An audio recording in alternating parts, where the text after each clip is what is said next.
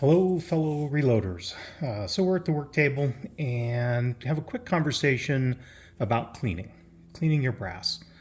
At every step along the way, you're going to be really thankful that you did clean your brass, and it starts at the very beginning. When you're sorting your brass out, it's going to be fairly easy to find and identify cases that have major defects. These will be easy to find and flush out.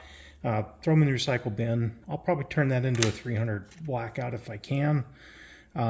This one right here, before it was cleaned, you'll see right there a split in the neck. And interestingly enough, this was a first-time fired case.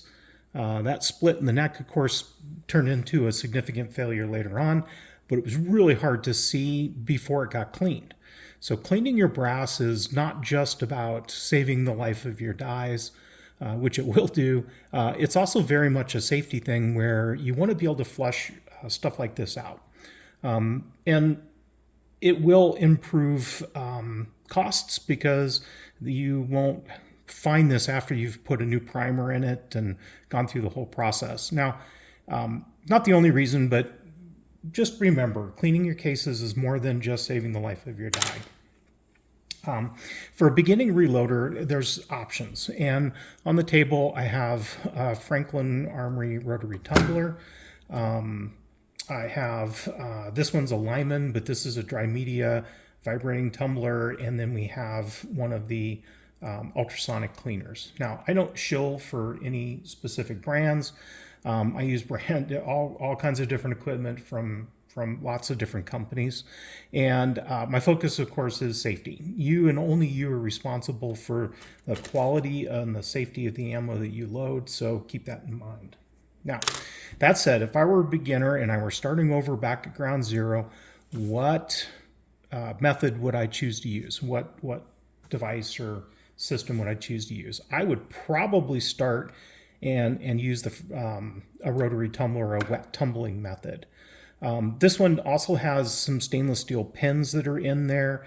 I like them because you can use household products. So I do like Lemmy Shine to help with the hard water, and I either use Dawn detergent when I'm just cleaning or frequently use something like Armor All Wax and Shine, and it really will help produce some great looking brass when it's done. It only takes about an hour. When it's full of water, it's not too noisy when it's running, although I do banish it out to the garage so I don't have to listen to it while I'm doing other work. I also do like methods like this that are a bit passive and that you don't have to stand and watch them while they're running. And the result, of course, after an hour, you'll have pretty clean brass. And if you want to polish, you can always do it in 2 steps if you don't want to do it in 1 step. With a bottleneck cartridge or mini cartridge where I'm going to have to shorten them like these after they've been fired. They'll have certainly a little bit of lubricant on them when they've gone through the being resized. And after you shorten the cartridge, you'll have little bits of brass shavings or cuttings that are in there. So a lot of times I will either throw them back in and run them again with some Armor All just to get them nice and shiny, or they might go into the dry tumbler. So if I were starting over and I'm just going to have one thing, I would have this. If you do use the stainless steel pins, you'll also want a magnet. Certainly doesn't have to be their brand of a magnet, but this is very nice to pick up separate the media from it. I don't even know that you really have to have the stainless steel media, but it does seems to speed the process up. So that would be sort of my number one choice. The number 2 choice these days would probably be the dry tumbler. And the downside of the dry tumbler, and I brought this in from where I work out, is just the dirt, the dust. So whether you're using corn media or using walnut media, corn looks something a bit like this. And of course, walnut is a little bit finer granules. I do think the walnut does a little bit better polishing. And you're certainly going to add some polish. Just make sure that the polish that you use, whether it's wet or dry, is ammonia free. Ammonia and cartridge brass just doesn't make for a good combination. And if you use a dry tumbler like this, it's noisy, and it does take quite a bit longer than the wet tumbling method. I still use this today. Typically, Brass like this, if I've got enough of it, I may get them both going at the same time. Brass that I do run in here, I'll typically also have to brush out when I'm done and make sure the flash holes don't have a little particle of media stuck in them when you're all done.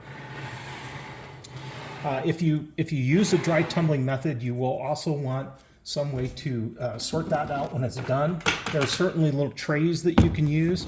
Lyman makes this giant, clunky, absurdly large separator. Have to put it together, put it in, rotate it around. It's huge, but it actually does a really good job of separating the dry media. So I've got that. Again, this all stays out in the garage because it's all just dirty and filthy, but it does work. Again, definitely a second choice over the wet method. The third method that you'll look at is these ultrasonic cleaners. This one happens to be a Lyman. I also have another one that I use mostly for parts these days from a different brand. I think that's probably a Hornady. And they work great. They actually clean fairly well, but they don't polish. So any brass that gets cleaned in here, I will typically run through the dry media to polish it afterwards, after the case has been finally prepped.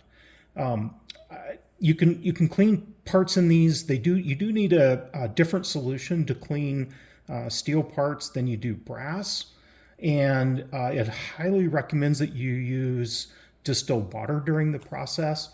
So you do have some cost associated with the cleaning solution, and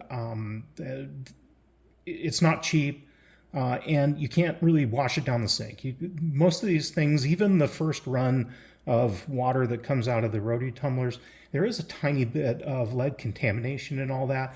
I prefer to pour it. I have a waste bucket. I pour it in the waste bucket, let the water evaporate off, and then the scum just sort of builds up over the years. Same bucket I dump all my spent primers and things in. And eventually, where I live, I haul it off to hazardous waste because they do waste removal for free every now and then. In wet methods, of course, if you're really inclined to pull this over, you can get a dryer. This does happen to be a Lyman, but I think every major company makes one. And I think even Franklin even has a kit where you get a dryer and everything. You don't need one of these. This is just fancy, nice to have stuff if you're kind of in a hurry or you don't want to leave brass spread all over the counter drying for a couple of days. So again, all of these methods you go online and you'll go Google around on YouTube or whatever, you'll find the details and the success or failures that people have with all these different methods. I still and strongly recommend starting here. You can clean and polish, and it would probably be the only method that you would ever need.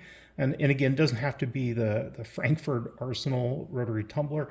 The running joke on the internet, of course, is this is the wet fart, which is absolutely hilarious.